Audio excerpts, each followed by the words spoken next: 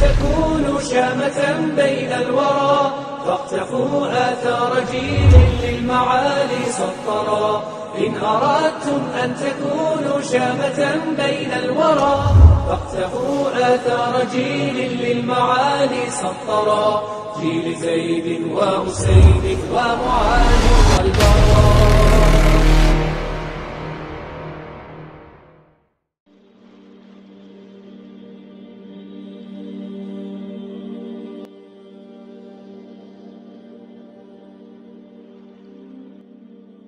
Singkat cerita, setelah peperangan Uhud berakhir, yang kala itu memakan banyak syuhada di kalangan muslimin, kemenangan sementara kaum Quraisy ini menjadikan para wanita mereka yang ikut dalam menyemangati suami-suami mereka yang bertempur bersuka riang. Mereka mengelilingi setiap jasad kaum muslimin yang telah menjadi syuhada dan melakukan hal yang buruk.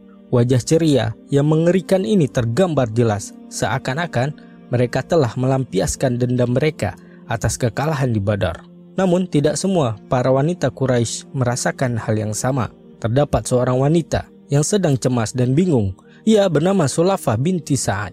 Ia mengelilingi setiap jasad Quraisy dan mencari keluarganya apakah selamat atau tidak. Tiba-tiba ia menjadi tertegun karena mendapati suaminya sudah terbaring tak bernyawa dengan berlumuran darah. Pandangannya pun kosong dan hampa. Ia sampai melompat bagaikan singa betina yang wajahnya memerah penuh amarah. Dia arahkan pandangannya ke segenap penjuru arah mata angin. Dia dapati tidak jauh dari suaminya, dua anaknya, Musafi' dan Kilab, sudah tak bernyawa. Jelas, anaknya yang ketiga sudah dalam keadaan bersimbah darah, antara hidup dan mati. Ia dekati dan ia peluk tubuh anaknya. Dia angkat di pangkuannya. Ia bersihkan darah di kening dan wajahnya. Sulafah bertanya, "Wahai anakku, siapa yang melakukan hal ini?"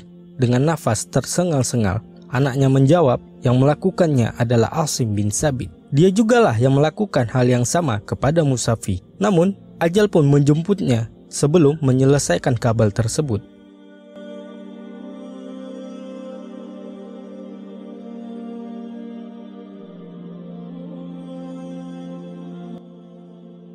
Kemarahan mulai membara di diri Sulafah. Ia bagai orang yang tak terkendali lagi. Ia berteriak sekeras-kerasnya yang diiringi dengan tangisan kepedihan. Di dalam dirinya tersimpan dendam yang amat besar yang tidak sanggup untuk dipikulnya berlama-lama. Ia pun bersumpah, "Aku tidak akan makan dan menghapus air mata ini sebelum membalas dendam kepada Asim bin Sabit." Dengan menjadikan batok kepalanya sebagai mangkok tempat minum khamar. Untuk mewujudkan dendamnya, ia membuat sayembara menjadikan 100 ekor unta kepada siapapun yang berhasil membawakan batok kepala Asim bin Sabit radhiyallahu anhu kepadanya. Tidak hanya itu, Sulafah juga terus memprovokasi kaum musyrikin Quraisy agar mau membantunya untuk menangkap Asim radhiyallahu anhu, hidup atau mati. Upaya provokasi yang disertai dengan hadiah besar membuat sebagian dari musuh muslimin kala itu tergiur dan siap untuk mendatangkan Asim bin Sabit dalam keadaan apapun. Mereka pun segera menyusun strategi demi tujuan mereka, meskipun mereka tidak mengenal Asim. Pada tahun 4 Hijriah, datanglah sekelompok dari suku Adal dan Qorah menemui baginda Rasulullah Sallallahu Alaihi Wasallam di Madinah. Mereka pun mengucapkan kalimat syahadat dan mengatakan bahwa di antara mereka sudah masuk Islam. Sehingga mereka meminta Rasulullah Sallallahu Alaihi Wasallam mengutus beberapa orang sahabat-sahabatnya untuk mengajarkan mereka pedoman beragama dan Al-Quran di sana. Sungguh baginda Rasulullah Sallallahu Alaihi Wasallam sosok yang tidak suka berburuk sangka dan selalu memikirkan umatnya dengan prasangka baik. Rasulullah Sallallahu Alaihi Wasallam pun mengirim 10 orang sahabat mulia yang dipimpin oleh Asim bin Sabit radhiyallahu anhu.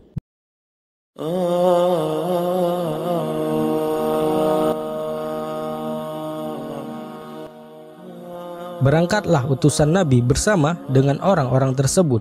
Ketika mereka tiba di daerah Huddah antara Asafan dan Mekah, mereka berhenti di sebuah kampung suku Hudzail yang biasa disebut sebagai Bani Luhayyan. Kemudian Bani Luhayyan mengirim 100 orang ahli panah untuk mengejar para mata-mata Rasulullah Sallallahu Alaihi Wasallam. Mereka berhasil menemukan sisa makanan berupa biji kurma yang mereka makan di tempat istirahat itu.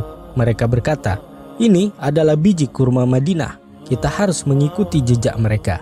Asim merasa rombongannya diikuti Bani Luhayyan. Kemudian mereka berlindung di sebuah kebun. Bani Luhayyan berkata, "Turun dan menyerahlah. Kami akan membuat perjanjian dan tidak akan membunuh salah seorang di antara kalian." Asim bin Sabit berkata, "Aku tidak akan menyerahkan diri pada orang kafir." Lalu beliau radhiyallahu anhu memanjatkan doa, "Ya Allah, beritakanlah kondisi kami ini kepada Nabi-Mu sallallahu alaihi wasallam."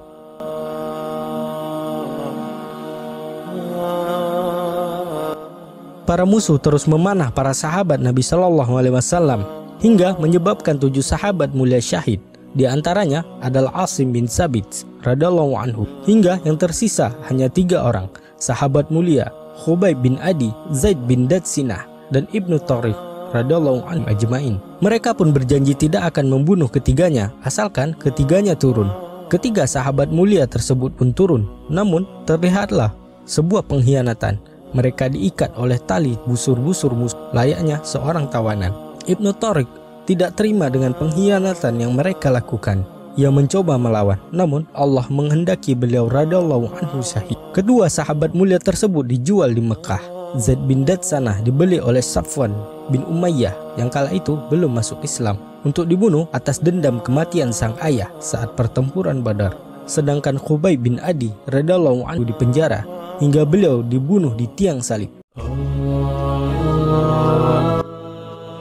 Tibalah sebuah kabar di tengah Quraisy bahwa suku Hudzail telah berhasil membunuh target yang mereka cari-cari selama ini, yakni seorang kesatria yang telah menghancurkan kegagahan pembesar mereka. Dengan rasa tidak sabar, para pembesar Quraisy segera mengutus seseorang dengan membawa harta yang banyak dan untuk mengabarkan kepada suku tersebut agar membawa bagian tubuh Asim bin Sabit agar bisa dijual kepada Sulafah demi menghapus rasa sedih dan memadamkan amarah yang menyala-nyala. Namun apa daya, ketika mereka hendak mendekat untuk melakukan hal tersebut, Allah menjaga hambanya dari tangan kotor musyrikin tersebut. Allah yang maha besar dan penyayang mengirimkan tentaranya sekawanan lebah melindungi jasad sahabat mulia ini dari tangan-tangan kesyirikan yang ingin menyentuhnya. Hal ini sesuai dengan sumpah Asim bin Sabit radhiyallahu anhu kepada Allah bahwa beliau tidak ingin disentuh oleh orang musyrik dan tidak pula ingin menyentuh orang musyrik. Allah lah sebaik-baik pelindung, hanya kepadanya lah kita meminta perlindungan dari tangan-tangan jahat.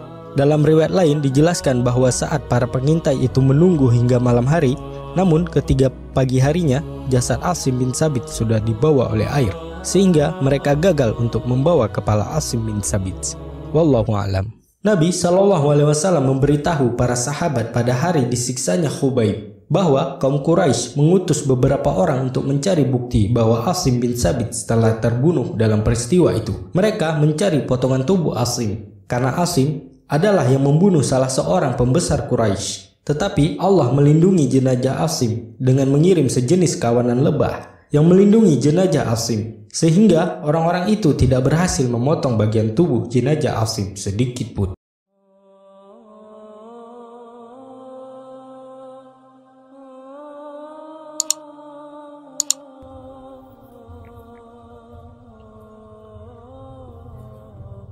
Di dalam tahanan, Khubayb terus beribadah kepada Allah Subhanahu wa Ta'ala dengan situasinya yang terbelenggu oleh rantai. Suatu hari, Khubayb meminjam sebuah pisau dari salah seorang putri Al-Harits untuk keperluannya.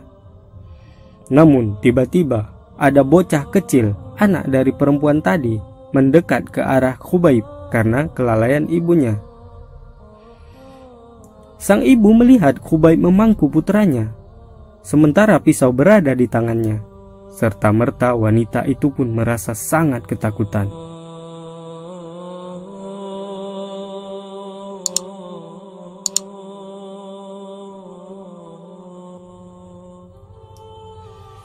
Melihat hal itu, Khubayb mengetahui kalau ibu anak tersebut takut. Ia pun menenangkan ibu anak tersebut dengan mengatakan, "Apakah engkau khawatir jika aku sampai membunuhnya? Sungguh, aku tidak akan melakukannya." Perempuan itu pun berkata, "Demi Allah, aku belum pernah melihat ada seseorang tawanan yang lebih baik daripada Khubayb. Demi Allah, aku juga pernah menyaksikan dia makan setangkai buah anggur yang berada di tangannya, padahal ia dalam keadaan terbelenggu. Dan ketika itu di Mekah belum datang musim anggur. Itulah rezeki yang diberikan Allah kepada Khubayb radhiyallahu anhu.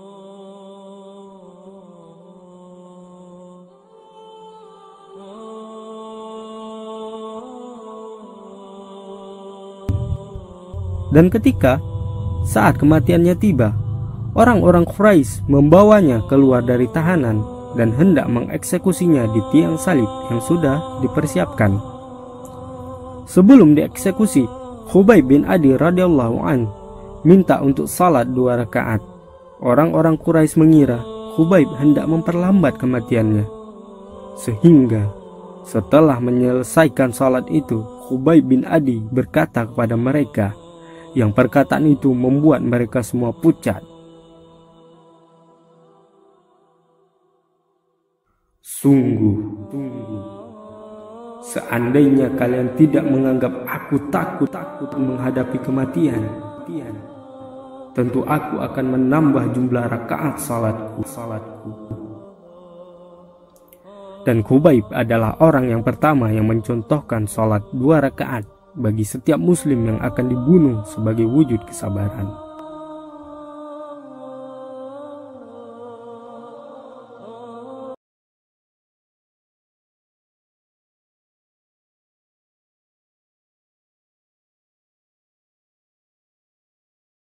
Marah dan langsung menyalib Khubayb.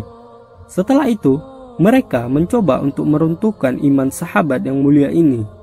Mereka berkata, "Ya Khubayb, maukah engkau jika posisimu digantikan oleh Muhammad?" Mendengar ucapan itu, Khubayb bin Adi radhiyallahu anhu menggerak-gerakkan tubuhnya, hampir-hampir tiang salib itu rubuh, dan berkata kepada mereka yang jika kata-kata itu didengar dapat membakar hati setiap orang yang mendengarnya. Tidak sudi aku duduk bersama keluargaku, sementara kaki Rasulullah Sallallahu Alaihi Wasallam tertusuk satu duri. Inilah bentuk kecintaan beliau radhiyallahu anhu kepada Rasulullah Sallallahu Alaihi Wasallam. Wahai saudaraku, apakah ada kisah cinta atau idolamu yang Anda ketahui lebih membuat hatimu sesak selain kisah ini? Pantaskah kita melupakan manusia terbaik ini? Pikirkan dan renungkanlah. Menjelang kematiannya, dengan penuh keyakinan dan kesabaran, di depan semua orang yang menyaksikan dirinya, beliau pun mengucapkan sebuah syair yang sangat terkenal dan indah dan sangat membekas di hati. Para musuh itu telah berkumpul di sisiku dan bersatu padu, mengumpulkan kabilah dan pengikut mereka, dan semua menunjukkan kejelekannya kepadaku. Karena kesendirianku tanpa satu orang pun yang menolong. Telah mereka kumpulkan anak dan istri mereka, sementara aku dipasung di sebatang kayu. Kepada Allah ku sampaikan keluhan dan keterasinganku. Dan semua yang diperbuat musuh di saat kematianku. Wahai Sang Pemilik Arsy, tabahkanlah diriku atas semua yang menimpaku. Mereka telah mengiris dagingku dan telah pupus harapanku. Dan semua ini semata-mata hanya di jalannya. Jika ia berkehendak, akan memberkahi potongan-potongan tubuh ini. Para musuh telah mengajakku untuk mati bersama kekafiran. Maka meneteslah air mataku, bukan karena ketakutanku. Tidak aku takut akan kematian, melainkan api jahanam yang kukhawatirkan. Tidak ku peduli jika aku harus mati. Di sisi manapun tubuhku terbaring dalam jalan Allah, dan tiada sudi kutunjukkan kerendahan pada musuhku. Sungguh tiada pernah takut Tiada pernah takut, karena hanya kepada Allah lah aku kembali.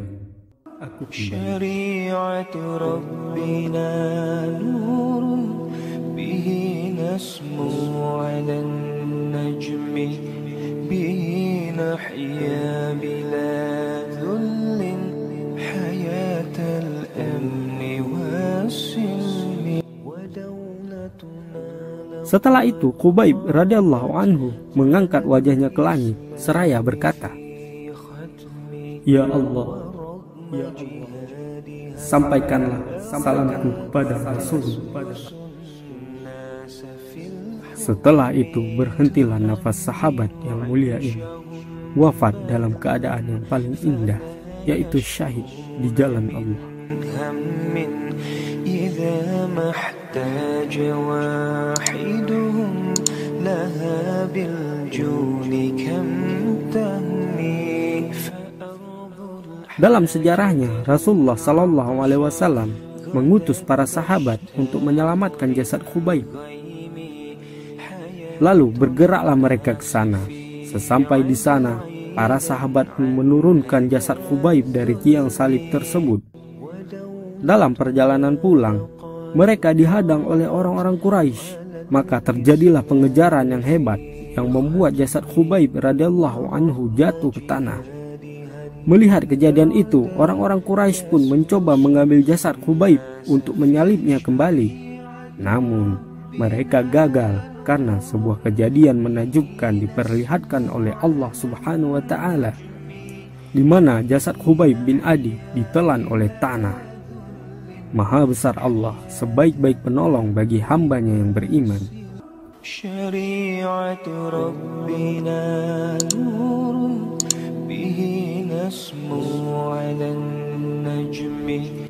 Inilah ringkasan kisah penuh cinta dan pengorbanan yang kami kisahkan agar menjadi motivasi untuk kita semua. Adakah kisah-kisah yang lebih hebat dari kisah-kisah para sahabat? Cintanya kepada agamanya dan Rasulnya. Adakah drama-drama Korea ataupun romantika lainnya yang lebih menusuk kalbu dari kisah ini? Silahkan berkomentar jika memang ada. Susun nasa fil hukmi